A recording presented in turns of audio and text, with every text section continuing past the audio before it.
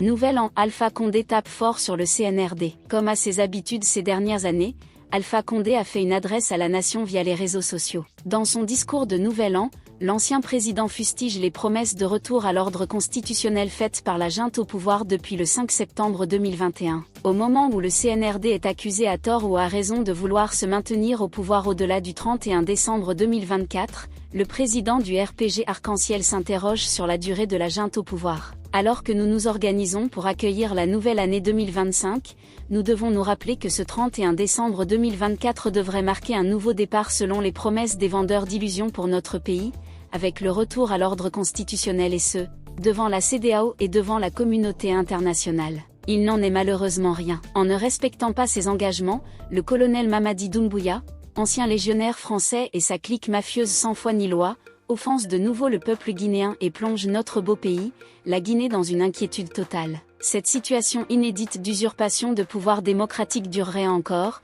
sous nos yeux de Guinéens patriotes, pendant combien de temps, a dit Alpha Condé. Selon lui, trop de Guinéens et Guinéennes militaires et civils ont été victimes de privations injustifiées de liberté, de disparitions forcées et d'assassinats crapuleux. Les tentatives d'intimidation pour effrayer le vaillant peuple de Guinée qui menace notre cohésion sociale, minent les fondements de notre nation, sont néanmoins voués à l'échec.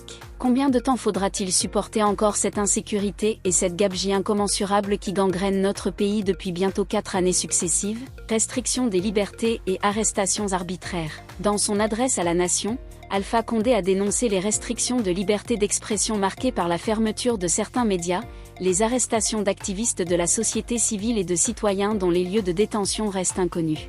Malgré le climat de terreur et d'intimidation, les patriotes osent s'exprimer au risque de se faire arrêter ou kidnapper. Phonik Mang, Bilo, Marouane, El Sisi, Ramatoulaye Diallo, Aliou BAH, etc. Le peuple meurtri enregistre chaque jour avec tristesse la fermeture des médias et la répression violente de tous ceux qui tentent de faire entendre leur voix. Les kidnappings crapuleux sont devenus monnaie courante. Colonel Célestin kidnappé et assassiné, Nimaga ancien secrétaire général des mines porté disparu, etc. Les assassinats multiples comme celui innommable du général Sadiba Koulibaly et de beaucoup d'autres militaires et civils. La militarisation excessive des rues de la capitale Conakry et d'ailleurs de tout le pays, la concentration injustifiée des forces militaires à toutes nos frontières des pays frères, la surenchère de la vie socio-économique a cessé.